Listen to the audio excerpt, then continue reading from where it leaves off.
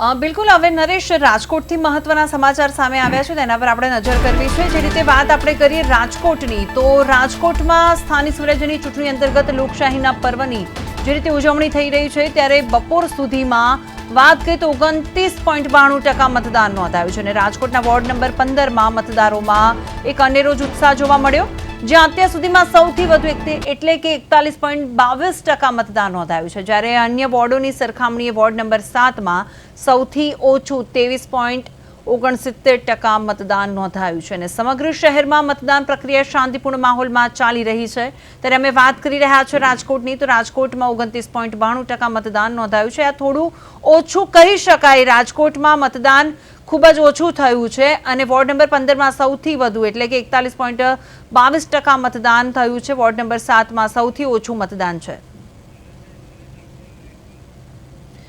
તો આ સાથે ફોન લાઈન પર ઉપસ્થિત છે અમારા સંવાદદાતા ધનંજય જણાવશો સમગ્ર વિગત।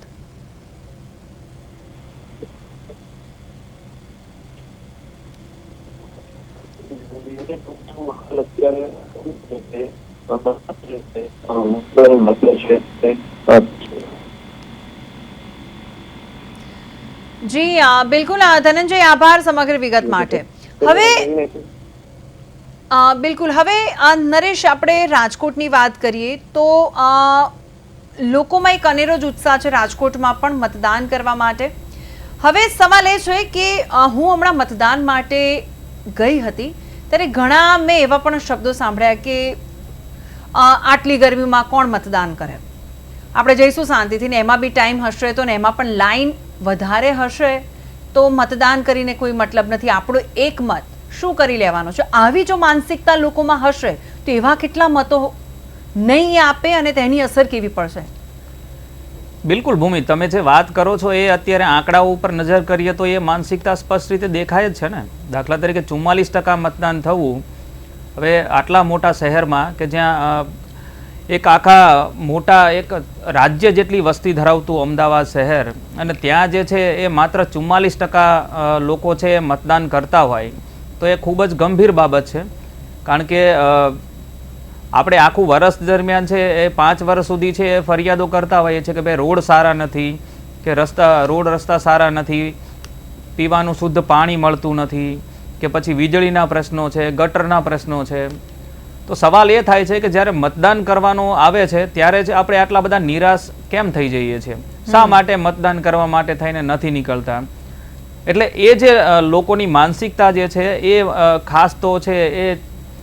રાજકીય પક્ષોએ છે સમજવાની જરૂર છે,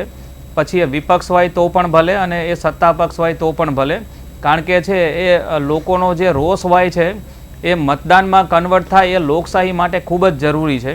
કારણ કે છે એ નેતાઓ જે છે એને બેફામ બનતા રોકવા માટેની જે એક આખી પ્રક્રિયા છે કે જે આપણા દેશ જ્યારે આઝાદ થયો અને તે વખતે જે આપણા બૌદ્ધિક આખા જે લોકો હતા તેમને એવું લાગતું હતું કે જો લોકોના હાથમાં સત્તા રહેશે તો જ નેતાઓ જે છે તો જ આખું વહીવટી તંત્ર જે છે એ કાબૂમાં રહેશે। પણ જ્યારે આ પ્રકારે ઓછું મતદાન થતું હોય છે અથવા તો વાતાવરણ જે છે એ એટલી હદે નિરાશાજનક હોય કે લોકોને એવું લાગતું હોય કે હવે મારા હાથમાં કશું જ નથી અને હું મતદાન કરીશ એ મારા એક મતથી છે કશો ફરક નથી પડવાનો, ત્યારે જે છે એ ચિંતા ચોક્કસ થાય। કારણ કે આવી જ્યારે એકથી વધારે લોકો છે અને મોટા ભાગે બધા આ જ પ્રમાણે વિચારવા માંડે, દાખલા તરીકે 44% લોકોએ છે મતદાન કરેલું છે પણ હજી અત્યારે એ પ્રમાણે આપણે માનીને ચાલીએ તો 65% લોકો શું આ જ પ્રમાણે વિચારીને ચાલતા હશે, એ સવાલ આપણને ચોક્કસ થાય।